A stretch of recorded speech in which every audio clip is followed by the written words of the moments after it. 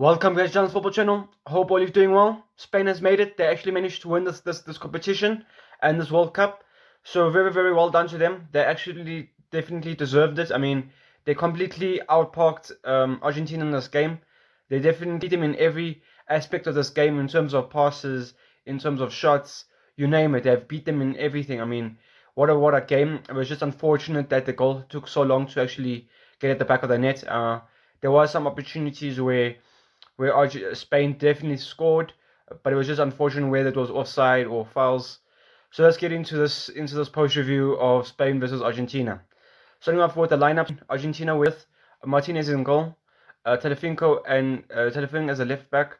In the centre backs, they went with Martinez and Romero, Tal as the right back, and then in the midfield they went with McAllister, Enzo, DePaul, and then Gonzalez in the midfield. Ahead of them, they went with Alvarez and Messi.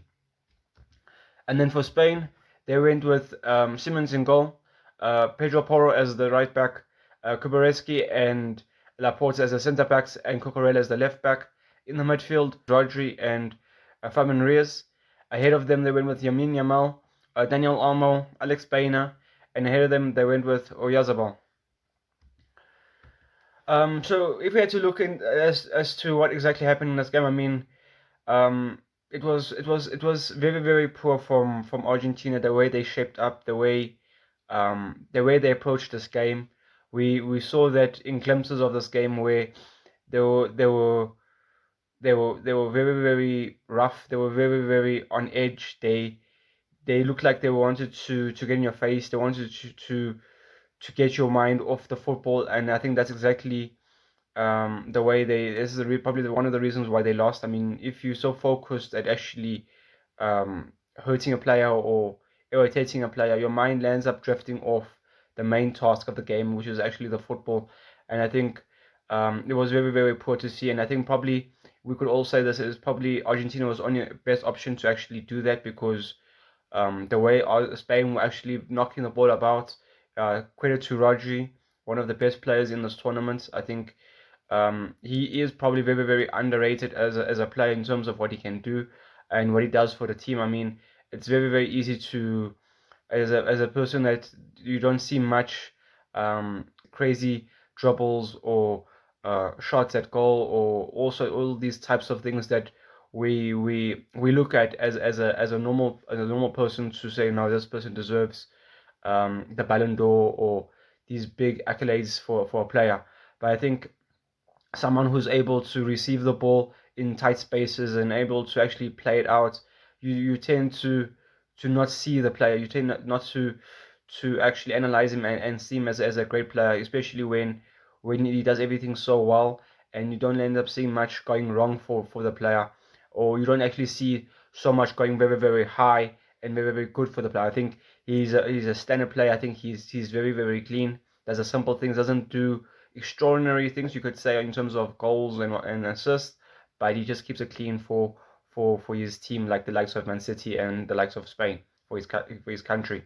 So Argentina, obviously, they definitely they lacked. I would say, in a sense, they lacked the opportunity to actually receive the ball and actually knock it about. I think they lacked the capabilities and they lacked the players to actually be calm in certain areas of the game. And I think the team didn't actually fit the actual model of a team where can outwork Spain in terms of certain areas of the field. I mean, in Spain team, I mean, you have so many players that are able to receive the ball under pressure. They're able to work for each other. They're able to run off for one another. They're able to create different pockets of space.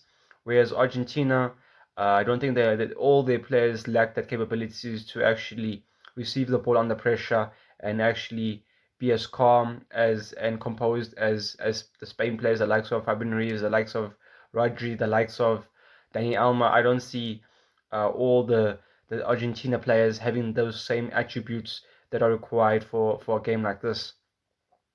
And then I think, obviously, like Argentina, I think it's also a thing of how did Argentina actually win it in 2022. I think it's obviously probably it's also a thing of now the players have got a lot more older. Obviously, I think also you could also say that the game has obviously evolved, and I think it's just a thing of um, was Argentina able to actually move to another level and actually keep evolving with the football? And I think that was not the case.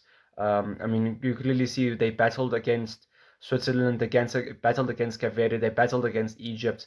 So it's all of these things, and like I said in my preview, that um, for if Spain get the first goal, it's going to be very very difficult for Argentina to get their goal and actually challenge Spain because of um, how position based Spain is. And I think one of the things probably you could think of, Spain is not the way they play their football, in a sense. I think they're not a team that will be counter-attacking like France, like all these teams that are very very attacking. They're more 75%. They're not fully into the attacking of the field. They'll get there eventually, but their main goal is not to actually get there. In a sense, they're more worried about knocking the ball and actually working the play, and then eventually getting into the final third.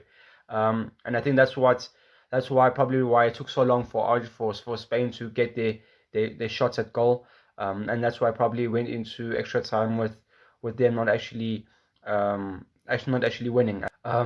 So yeah, I think if we had to look at the shots, I mean overall shots for Spain, they had 12 shots in the whole game, 20 shots over in total, but only 12 of them were on target.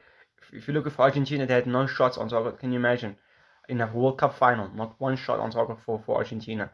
And I think it just shows you that the the magnitude of the game, and I think it shows you that how strong Spain were on the night, how position based they were. They had 65% ball position, compared to Argentina's 35. Normally in a game of football, you'd normally expect to see the possession drop towards the later stages of the game because of, obviously, but especially 1-0, you tend to see that the team that's leading tend to drop off, tend to be more defensive, and actually try to defend the results. But I think in this game, it was not the case. I think Argentina didn't end up getting the position that they actually wanted and needed to actually hurt Spain in terms of their counter attack, and they putting the ball to Messi to actually create some chances at goal. And I think most people have said this, but I don't know exactly if you can actually say it like that. I mean, people are saying that had there been Harry Kane, the likes of a top striker for Spain in this team, I think we would have probably seen 3-0. Is that true? Um, I don't really think so. We can say that Spain, although they were position based tonight, they weren't maybe they weren't you wouldn't see clear cut passes into the striker. Um, I don't remember there was a lot of clear cut opportunities that the ball was played into the striker and he ends up making, or ends up not actually scoring and actually putting the ball at the back of the net. Had that been the case, had Spain received the ball and played it to their striker and he ended up not finishing, different story. I think then that would have been the difference, I think, to look at. I think then yes, we could say that they do lack a striker.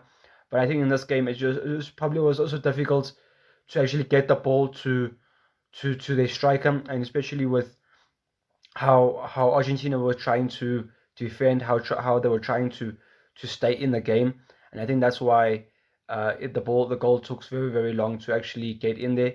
We do know there was one goal that Spain did score, but somehow the referee did blow it as a foul. We don't know how that's possible. That was definitely a goal for Spain. We did mention in the preview to this game whether the referees would be biased to Argentina. It did feel like that in a way. Paredes definitely deserved to have a red card in this game. I mean, the way he was tackling, the way he was filing, the way he was filing the players, the way he was so aggressive. It's not the way we play football. If he wants to go play rugby, he should sign up for Argentina. So obviously, if you look at the top-rated players for that in this game, the likes of Raji, Kubareski, and Pedro Porro for Spain, If you look at for Argentina, it was Martinez. Martinez put a lot of good saves in this game. Tagliafico also did well for Argentina. Not the best football. I mean, you didn't really see him shine. I think it's very, very difficult, especially the way Spain were playing, and the likes of Montella also for Argentina. Though I think this was based on their defending and the defensive side of the game that actually gave them good stats, being able to defend, and I think it gave them a very, very good rating to actually be in the top rated players. If you look at Martinez, in 120 minutes, he pulled off 11 saves. Very, very good from him. I mean, 33 years old and still able to put a couple of saves for Argentina. Very, very good goalkeeper. We knew going into this game that he would be a good player and a player to look at. And clearly, he showed it on the night that he still has it in him, and he was able to.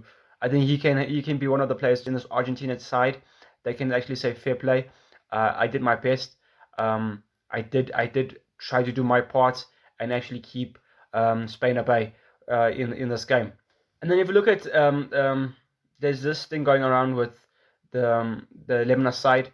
How many players of Argentina's players probably do get in the Spain team? We would see Simmons in goal. We probably will see Laporte and Romero as the centre backs.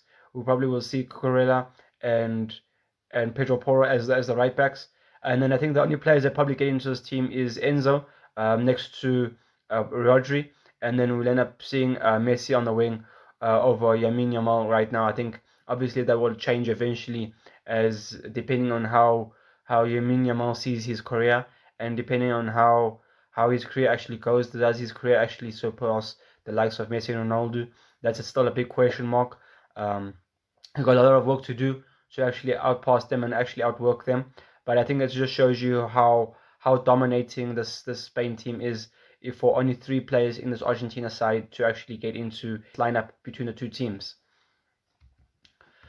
So yeah, obviously well done to Spain. Obviously they managed to get their second star for them. Very, very good to see their second World Cup win, 2010-2026. Very, very well done. They absolutely deserve it.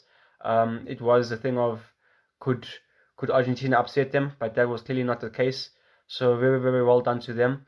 And now they can only stay tuned to the next World Cup in 2030, where they can be probably the team to actually defend their World Cup. Do you guys think so? Do you think they have the capabilities? Looking at the youngsters, do you think the likes of the players that they have, how many players in this team still go in and play the next World Cup? Now are they able to defend their World Cup? Let me know down below what you guys think. Do you think that they can actually defend it with the players that they have?